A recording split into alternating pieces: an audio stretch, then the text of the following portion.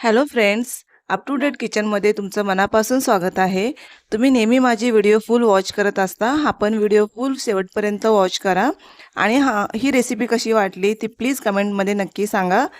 तर मी तुमच्यासाठी घेऊन आली आहे असा एक झणझणीत अप्रतिम चिवडा, जो एकदा खाल्ला तर पुन्हा पुन्हा बनवावासा वाटेल. विशेष म्हणजे या चिवड्यामध्ये आपण कोणताही रेडीमेड मसाला वापरणार नाही, तरीही चव इतकी जबरदस्त येणार आहे की घरातील लहानपणापासून मोठ्यापर्यंत सगळेच बोटं चाटत राहतील. आपल्यापैकी अनेक जण बाजारातून चिवडा आणतात, पण कधी-कधी त्यात जास्त तेल, जास्त मसाले किंवा चव असते. म्हणून आपण आज घरच्या घरी अगदी साध्या साहित्यामध्ये कमी खर्चात आणि कमी वेळात असा खमंग मुरमुरा चिवडा बनवणार आहोत, की पाहुणे आले तरी अभिमानाने सर्व्ह करू शकता. चला तर मग मी तुम्हाला इथे आपले साहित्य दाखवत आहे. मित्रांनो, आज आपण खमंग मुरमुरा चिवडा बनवणार आहोत. सर्वप्रथम आपण पाहूया साहित्य. हा एक मोठा मुरमुऱ्याचा पॅकेट घेतला आहे. मुरमुरे हलके पचायला सोपे असतात. हा लसूण चिवडा किंवा फरसाण घेतला आहे. यामुळे चिवड्याला अतिरिक्त कुरकुरीतपणा आणि चव मिळते. भरपूर सारा लसूण घेतला आहे. लसूण जितका फ्रेश असेल तितका त्याचा सुगंध आणि स्वाद चांगला येतो. इथे कोथिंबीर घेतली आहे फ्रेश, यामुळे चिवड्याला वेगळा फ्लेवर मिळतो. कढीपत्ता घेतलेला आहे छान. त्यानंतर लाल तिखट घेतलेला आहे. घरगुती काळा मसाला, गरम मसाला, 1 चम्मच हळद, जिरे घेतलेले आहे, 1 वाटी शेंगदाणे आणि सफेद डाळ घेतलेली आहे. कांदे 7-8 घेतले आहेत. कांदे लांबट आकारा कापल्यामुळे तो छान कुरकुरीत तळला जातो कांदा. ताजा कढीपत्ता घेतला आहे. कढीपत्ता चिवड्याला अप्रतिम सुगंध देतो आणि शेंगदाणे आणि पांढरी डाळ ही आपल्या चिवड्याचा कुरकुरीतपणा वाढवतात. याने आपला चिवडा अप्रतिम होतो. इथे मी एक कढई घेतली आहे. कढई आपल्याला चांगली गरम करून घ्यायची आहे. जितकी कढई गरम होईल तितकं आपलं तेल पटकन तापू शकतं. त्याच कढईमध्ये भरपूर आपल्याला तेल टाकायचं आहे. तेल टाकल्याने आपले मसाले छान भाजून निघतात. 7-8 पळी तर मी तेल टाकले आहे त्यामध्ये. तेल योग्य तापलं की आपल्याला त्यामध्ये पदार्थ टाकून घ्यायचे आहेत. तेल शोषतात. त्यामध्ये मी 1 वाटी शेंगदाणे टाकले आहे. खूप गरम तेलामध्ये पदार्थ जळतात आणि कमी गरम तेलात ते जास्त तेल पितात. त्यामुळे मीडियम याच्यामध्ये आपल्याला तेल गरम करून भाजून घ्यायचं आहे. शेंगदाणे मध्यम आचेवर भाजा. सतत हलवत राहा म्हणजे ते सर्व बाजूने सारखे भाजले जातील आपले शेंगदाणे. शेंगदाणे चिवड्याला चव, पोषण मूल्य आणि कुरकुरीतपणा देतात. रंग किंचित सोनेरी झाला आणि फुटण्याचा आवाज कमी झाला की शेंगदाणे तयार झाले असे समजा. जास्त भाजले तर कडवट चव येते. त्यामुळे जास्त शेंगदाणे भाजून घ्यायचे नाहीत. हलका रंग आला शेंगदाण्याला की ते आपल्याला बाहेर काढून घ्यायचे आहे. आता हे बाहेर काढून ठेवूया आपण शेंगदाणे. एका पातेल्यामध्ये मी ते शेंगदाणे काढून घेत आहे बाहेर. शेंगदाणे भाजून घेतल्यानंतर आपल्याला त्याच तेलामध्ये सगळे मसाले आपल्याला भाजून घ्यायचे आहेत. तेल आपल्याला चेंज करायचं नाही. त्याच तेलामध्ये आपल्याला सर्व मसाले आपल्याला फ्राय करून घ्यायचे आहेत. तर अशा पद्धतीने मी सर्व शेंगदाणे त्यामधले काढून घेते. शेंगदाणे काढल्यानंतर आपल्याला तर अशा प्रकारे आपले शेंगदाणे भाजून झाले आहेत. बघू शकता तुम्ही जास्त हे झाले नाहीत, आपले शेंगदाणे भाजले नाहीत, मीडियम आकारामध्ये भाजले आहेत मी. आता आपल्याला इथे लसूण मध्यम आचेवर फ्राय करायचा आहे. जितकं लसूण असेल तितकं आपल्या चिवड्याला छान चव येते. लसूण घातल्यावर लगेच हलवत राहा त्याला. लसूण चिवड्याला अप्रतिम सुगंध आणि चव देतो. लसूण जळला तर संपूर्ण चिवड्याची आपल्या चव बिघडून जाते. सोनेरी रंग आला की लसूण तयार झाला समजायचा. तोपर्यंत आपल्याला सतत हलवत राहायचं आहे लसूण. जोपर्यंत आपला रंग बदलत नाही लसणाचा, तोपर्यंत आपल्याला हलवतच राहायचं आहे लसूण. लसूण चिवड्याला अप्रतिम सुगंध देतो. लसूण तळल्यानंतर त्याचा खमंग वास संपूर्ण चिवड्याची चव वाढवतो. लसूण चवीला नैसर्गिक वाढवणारा घटक आहे. मसाले कमी असले तरी लसूण चिवड्याला भरपूर स्वाद देतो. पचनासाठी उपयुक्त मानला जातो. पारंपरिक आहारामध्ये लसूण पचनास मदत करणारा घटक म्हणून वापरला जातो. लसणामुळे चिवड्याला वेगळा टेक्स्चर मिळतो. सोनेरी तळलेला लसूण कुरकुरीत लागतो. तर इथे बघू शकता आता सोनेरी रंग आलेला आहे आपल्या लसणाला. प्रत्येक घास अधिक मजेदार बनतो. दोघे मिळून चिवड्याचा सुगंध आणि चव अनेक पटीने वाढतात. कढीपत्ता आणि लसूण असेल तर खूप छान चव पटीने वाढतो आपल्या चिवड्याला. लसूण तेलामध्ये तळल्यावर त्याचा स्वाद अधिक खुलतो, त्यामुळे मसाल्यांनाही चांगला चव मिळतो. घरगुती चिवड्याची खास ओळख म्हणजे तळलेला लसूण. अनेक पारंपरिक चिवड्यामध्ये लसूण हा मुख्य घटक असतो. लसूण चिवड्याला रेस्टॉरंट सारखा खमंगपणा देतो, त्यामुळे चिवडा अधिक आकर्षक आणि स्वादिष्ट बनतो. इथे बघू शकता तुम्ही आता मी लसूण कोणत्या प्रकारे फ्राय करून घेतला आहे. असा आपला लसणाचा कलर झाला पाहिजे. लसूण बारीक आणि समान आकारामध्ये घ्या तुम्ही. जितका आपण मध्यम आचेवर लसूण भाजू तितके आपला लसूण छान चव मिळतो लसणाने. तर आता मी लसूण आपला फ्राय झालेला आहे ते एका साईडला काढून घेत आहे. बघू शकता तुम्ही ज्यामध्ये शेंगदाणे काढलो होतो आपण त्यामध्येच आपल्याला लसूण काढून घ्यायचा आहे. लसूण काढल्यानंतर आता आपल्याला त्याच तेलामध्ये आपली सफेद डाळ टाकून घ्यायची आहे. डाळ हलकी सोनेरी होईपर्यंत त्याला भाजायचं आहे. त्यालाही जास्त भाजू नका. डाळ कुरकुरीत राहिली पाहिजे. चिवड्यात डाळ आल्यावर प्रत्येक घासाला छान टेक्स्चर मिळतो. डाळ टाकल्यानंतर सतत हलवत राहा. त्यामुळे सर्व डाळी सारख्या भाजल्या जातात आणि कोणतीही डाळ जळत नाही. डाळ नेहमी मध्यम आचेवरच भाजावी. जास्त आचेवर बाहेरून रंग येईल पण आतून कच्ची राहू शकते. तर बघा तुम्ही इथं डाळीचा कलर पण चेंज झालेला आहे. बघा आता डाळीचा रंग हळूहळू बदलायला सुरुवात झाली आहे. हलका सोनेरी रंग आला की डाळ तयार झाल्याचे समजावे. बघा आता डाळ आपली फ्राय करून झालेली आहे. ते पण मी आता एका साईडला काढून घेत आहे. सगळे पदार्थ आपल्याला त्याच याच्यामध्ये काढून घ्यायचा आहे. डाळ सुंदर हलकी सोनेरी झाली आहे. यापेक्षा जास्त भाजायची गरज नाही. आता आपण ती बाहेर काढून घेतोय सगळीच. अशा पद्धतीने डाळ सगळीच काढून घ्यायची आहे. तेलात एकही डाळ ठेवायची नाही आपल्याला. पुढच्या पदार्थाकडे आपण वळूया आता डाळ काढल्यानंतर. आता मी मिरच्या टाकत आहे त्यामध्ये. मिरच्या पण आपल्याला जास्त कडक करायच्या नाहीयेत. मीडियम फ्राय करायच्या आहेत आपल्याला. मिरच्या आपल्याला व्यवस्थित भाजून घ्यायच्या आहेत. त्याचा सुगंध तेलात उतरतो. जास्त भाजल्यास मिरच्या काळ्या पडतात आणि कडूपणा येतो मिरच्याला. आपल्याला नॉर्मल प्रमाणात आपल्याला मिरच्या भाजून घ्यायच्या आहेत आणि ते साईडला काढून घ्यायच्या आहेत आपल्याला. जोपर्यंत आपल्या मिरच्या भाजत नाहीत तोपर्यंत त्याला आपल्याला हलवत राहायचं आहे. तर इथं बघू शकता ह्या प्रकारे मी मिरच्या भाजून घेतलेल्या आहे. जास्त जळल्या पण नाहीत आपल्या मिरच्या. अशा पद्धतीच्या मिरच्या आपण भाजल्या आहोत. तुम्ही अशाच पद्धतीने मिरच्या भाजू शकता. आता त्याच तेलामध्ये आपल्याला कांदा भाजून घ्यायचा आहे. मी 7-8 कांदे घेतलेले आहेत आणि ते लांबट आकाराचे कापून घेतलेले आहेत आणि त्याच तेलामध्ये आता कांदा आपल्याला कुरकुरीत भाजून घ्यायचा आहे व्यवस्थित. कांदा मध्यम आचेवरच आपल्याला फ्राय करून घ्यायचा आहे. कांद्याला सतत हलवत राहा. नरम कांदा वापरल्यास चिवडा लवकर नरम होतो. त्यामुळे आपल्याला कांदा जास्तच फ्राय करून घ्यायचा आहे. म्हणून कांदा पूर्ण कुरकुरीत आणि सोनेरी झाला पाहिजे. कांद्यामधील ओलावा पूर्ण निघाला की चिवडा जास्त दिवस टिकतो. नाहीतर आपला चिवडा नरम होऊन जातो. कांदा घातल्यानंतर सुरुवातीला तो मऊ होतो पण घाबरायचं नाही. त्यातील पाणी हळूहळू कमी होतं आणि नंतर तो कुरकुरीत होऊ लागतो.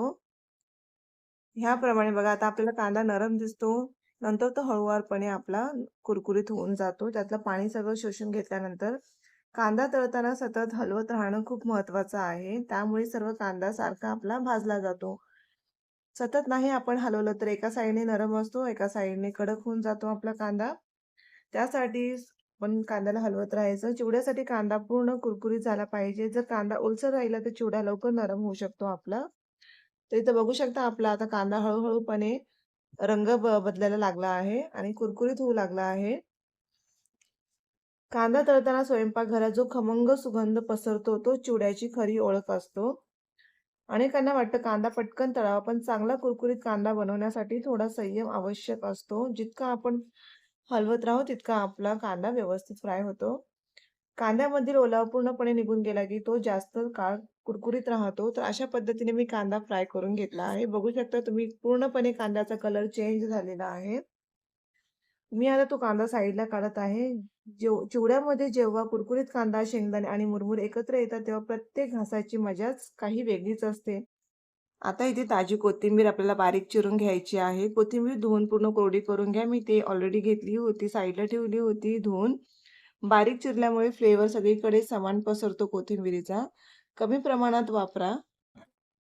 ताजी आणि स्वच्छ धुतलेली कोथिंबीर वापरल्यास चिवड्याची चव आणखी खुलून येते. कोथिंबीर ही फक्त सजावटीसाठी नसून ती पदार्थाची चव आणि सुगंध वाढवण्याचे काम करते.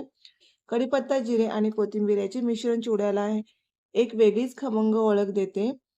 त्यामुळे कोथिंबीर जितके असेल तितके आपल्या चिवड्याला छान चव येते. तर ह्या प्रमाणात मी कोथिंबीर घेतलेली आहे. तुम्हाला पण कोथिंबीर अशीच घ्यायची आहे. अशा प्रकारे तुम्ही चिवडा करून पहा आणि मला नक्कीच कमेंटमध्ये सांगा की चिवडा कसा झालेला आहे. घरगुती चिवड्याची चव वाढवणाऱ्या छोट्या पण महत्त्वाच्या घटकांपैकी कोथिंबीर एक आहे. कोथिंबीरीमुळे चिवडा दिसायलाही अधिक आकर्षक आणि रंगीत वाटतो. तर आता इथे पाहू शकता तुम्ही मी कोथिंबीर कट करून घेतली आहे. आता आपल्या राहिलेल्या तेलामध्ये आपल्याला जिरे टाकून घ्यायचे आहेत. जिरे चांगले तडतडल्यानंतर जिरे पण आपल्याला जास्त फ्राय करून घ्यायचे नाहीत. मीडियम फ्लेमवरच आपल्याला जिरे भाजून घ्यायचे आहेत. जिरे टाकल्यानंतर आपल्याला ते 1 मिनिटासाठी हलवत राहायचं आहे. जिरे हलवल्यानंतर आपल्याला त्या जिऱ्यांमध्ये कढीपत्ता घालून घ्यायचा आहे. जिरे पचनासाठी चांगले मानले जातात आणि सुगंध तेलात उतरतो जिऱ्याचा.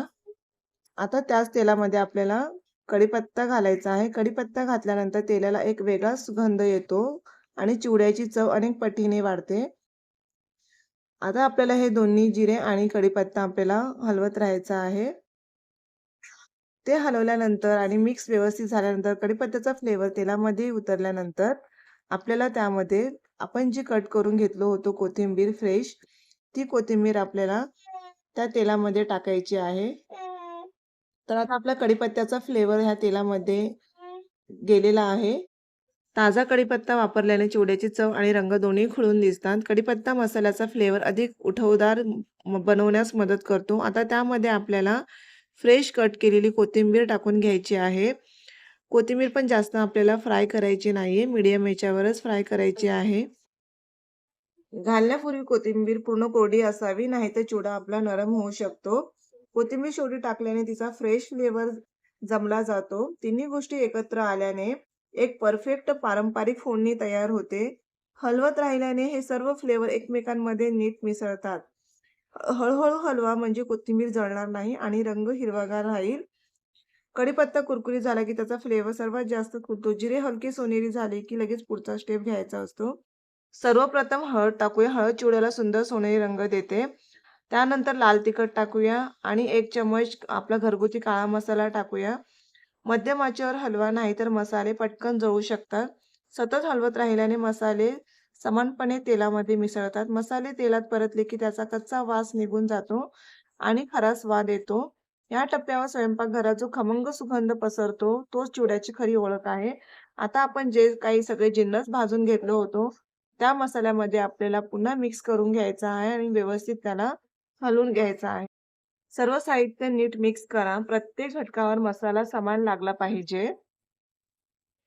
आता त्यानंतर आपल्याला चवीनुसार मीठ घ्यायचं आहे. इथं मी 2 चम्मच फुल मोठे आपले 2 चम्मच असतात ते मीठ घेतलेलं आहे आणि इथे गरम मसाला घेतला आहे. गरम मसाला आपल्याला शेवटीच टाकायचा आहे, कारण की शेवटी टाकल्याने स्वाद येतो. जास्त वेळ परतल्यास त्याचा सुगंध कमी होतो. शेवटी घातल्याने फ्लेवर गरम मसाल्याचा टिकून राहतो. बघू शकता आपला मसाला तयार झालेला आहे. अशा पद्धतीचा सगळा मसाला आपला व्यवस्थित झाला पाहिजे. तेव्हाच आपल्या चिवड्याची चव वाढते खूप छानपणे. हा तयार मसाला आता आपल्या चिवड्यात मिसळायला एकदम रेडी आहे. याचमुळे आपला चिवडा खमंग, कुरकुरीत आणि एकदम झणझणीत बनणार आहे. तर व्हिडिओ शेवटपर्यंत नक्की बघा. मसाला तयार झाला की लगेच पुढचा टप्पा सुरू करायचा, नाहीतर तो जास्त भाजून कडवट होऊ शकतो. आता आपल्याला इथे मुरमुऱ्याचं पॅकेट काढायचं आहे. मुरमुऱ्याचं पॅकेट काढल्यानंतर एक पातेल्यामध्ये आपल्याला मुरमुरा घ्यायचा आहे. मुरमुरा व्यवस्थित आपलं हे झालं पाहिजे, मसाल्याला लागला पाहिजे तितकाच आपल्याला पातेल्यात घ्यायचा आहे. त्यानंतर मी लसूण चिवडा टाकला आहे त्यामध्ये आणि तो मिक्स करून घेत आहे. फरसाणमुळे अतिरिक्त चव मिळते आपल्या चिवड्याला. प्रत्येक घास अधिक मजेदार बनतो. कमी कॅलरी आणि पचायला सोपे असतात मुरमुरे पण. आता आपल्याला तयार मसाला आपल्याला त्यामध्ये टाकायचा आहे मुरमुऱ्यामध्ये. मसाला नेहमी थोडा-थोडा टाकायचा असतो, एकदम सगळा नाही. हळू टाकल्यामुळे प्रत्येक मुरमुऱ्यावर मसाला समान लागतो. मुरमुरे हलके असल्यामुळे ते पटकन तुटू नये म्हणून हलक्या हाताने आपल्याला ते मिक्स करायचं आहे. या टप्प्यावर आचेवर काही नाही, म्हणजे मुरमुरे कुरकुरीत राहतात. गरम मसाला तेलात पूर्ण झाल्यामुळे आता तो थेट मुरमुऱ्याला खमंग चव देतो. आता हलक्या हाताने आपल्याला मिक्स करायचा आहे तो मुरमुरा आणि मिक्स व्यवस्थित नाही झाला तर आपल्याला तिथे टॉस सुद्धा करून घ्यायचा आहे. जितका आपण हाताने मिक्स करून घेऊ, तितका मसाला सगळ्या मुरमुऱ्याला लागतो समानपणे. नाहीतर एक आपल्या साईडला मसाला राहतो, एका साईडला मुरमुरे राहतात, असं होऊन जातं. तर आपल्याला हाताने व्यवस्थित ते चोळून घ्यायचं आहे. आता चमचा बाजूला ठेवून आपल्या दोन्ही हलक्या हाताने आपल्याला तो मसाला चोळून घ्यायचा आहे. म्हणजे मसाला मुरमुऱ्याला नीट लागेल. हाताने मिक्स केल्यामुळे चिवड्याला परफेक्ट होममेड फील आणि एकसारखी चव मिळते. खूप जोरात दाबू नका, नाहीतर मुरमुरे तुटून पावडर होऊ शकतात. हळू-हळू उचलत चोळत मिक्स करा, म्हणजे मसाला आतपर्यंत नीट पोहोचतो. हाताची उष्णता मसाल्याला मुरमुऱ्यात नीट सेट होण्यास मदत करते. प्रत्येक मुरमुऱ्यावर मसाला समान लागल्यानेच चव बॅलन्स राहते. आता हाताने आपल्याला तो टॉस करून घ्यायचा आहे. इथं बघू शकता काही मुरमुरे आपले खाली तसेच राहिलेले आहेत. त्यामुळे आपल्याला टॉस करून व्यवस्थित मिक्स करून घ्यायचं आहे. जोपर्यंत आपले राहिलेले मुरमुरे मिक्स होत नाही तोपर्यंत हलवत राहायचं आहे. आता दोन्ही हाताने चोळून घेतल्याने, टॉस केल्याने एकदम छान मुरमुऱ्यामध्ये मसाला बसला आहे आणि हा चिवडा आता खऱ्या अर्थाने खमंग, कुरकुरीत आणि परफेक्ट तयार होत आहे. मित्रांनो, आज हा खमंग मुरमुरा चिवडा तुम्हाला नक्की आवडला असेल, तर अशी आशा आहे. जर ही रेसिपी आवडली असेल तर व्हिडिओला एक जोरदार लाईक करा. तुमचा एक लाईक आम्हाला नवीन रेसिपी बनवण्यासाठी प्रेरणा देतो. व्हिडिओ आवडला असेल तर व्हिडिओला लाईक करा, शेअर करा आणि सबस्क्राईब करायला विसरू नका. धन्यवाद.